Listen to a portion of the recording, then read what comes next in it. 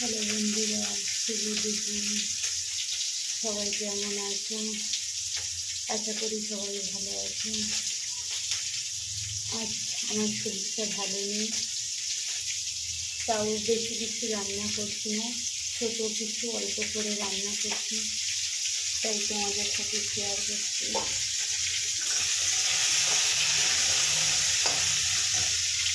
একটা রান্না করছি কুমড়ো আলুর তরকারি, আর এই যে মাছ, পটল আলু মাছ দিয়ে ঝোল হবে।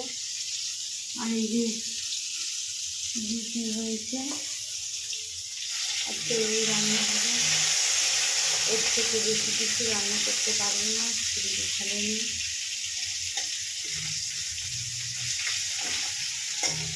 সবাই টাটা।